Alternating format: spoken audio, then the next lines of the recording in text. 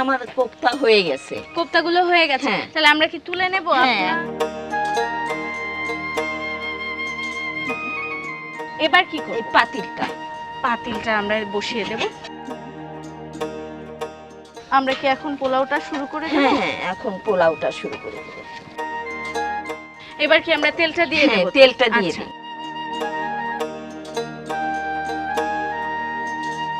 ভিতরে ঘি দেব একটু। আচ্ছা আচ্ছা। একটু পেঁয়াজ দিব। আচ্ছা। এলাচ দেন, কালো ফল দুটা। এটাও কি ফাটিয়ে দিতে হয়? না দিলেও হয়। দারচিনি দেন, গোলমরিচ, লং, আদা বাটা দেন। আচ্ছা, একটু লবণ দিই, একটু অল্প একটু রসুন, একটু পেঁয়াজ পেশা। চালটা দিয়ে দিব আমরা। আচ্ছা, সেই চালটা আমরা দিয়ে দিচ্ছি, সেই কাঙ্ক্ষিত চাল, এসিআই অ্যারোমা চিনি গুঁড়া চাল। উৎসব মানে নতুন জামায় লেগে থাকা মমতার সুঘ্রাণ। উৎসব মানে নতুন সকালে আনন্দের সুঘ্রাণ। উৎসব মানে শর্তহীন ভালোবাসার অমলিন সুঘ্রাণ। উৎসব মানে খাবার আয়োজনে এসিআই অ্যারোমা চিনিগুড়া চালের সুঘ্রাণ। এসিআই অ্যারোমা চিনিগুড়া চাল, স্বাদে ঘ্রাণে উৎসবে। আমরা চালটাকে কি ভেজে নিচ্ছি? হ্যাঁ, একটু ভেজে নিতে হবে। পানিটা দিয়ে দিব।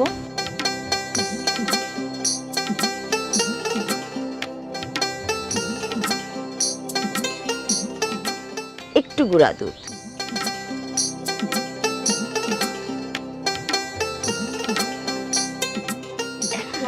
আর একটু ঘি দিব। আর একটু ঘি যাবে।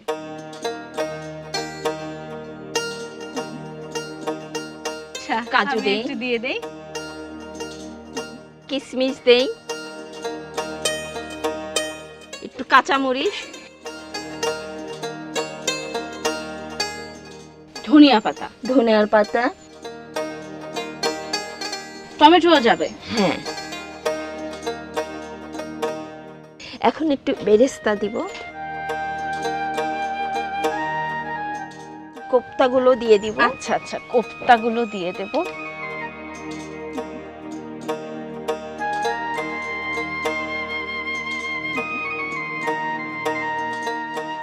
আপনার এই অভিনব রান্নাটা টেস্ট করতে আর অপেক্ষা করতে পারছি না। এবার কি আমাকে একটু প্লেটে সাজিয়ে দেয়া যায়?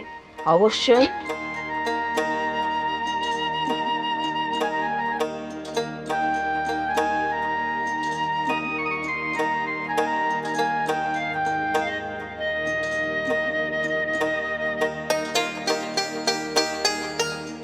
উৎসব মানে নতুন জামায় লেগে থাকা মমতার সুঘ্রাণ। উৎসব মানে নতুন সকালে আনন্দের সুঘ্রাণ।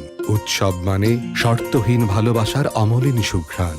উৎসব মানে খাবার আয়োজনে এসিআই অ্যারোমা চিনিগুড়া চালের সুঘ্রাণ।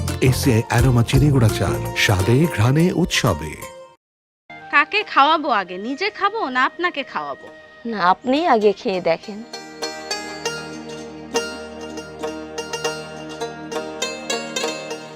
কেমন হয়েছে? আপনার মানে অভিনব রান্নাটা হ্যাঁ।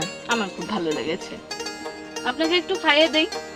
নিজের রান্নার কোনটা কি হয়নি বা হয়েছে সেটা কিন্তু আপনিও বুঝতে পারবেন।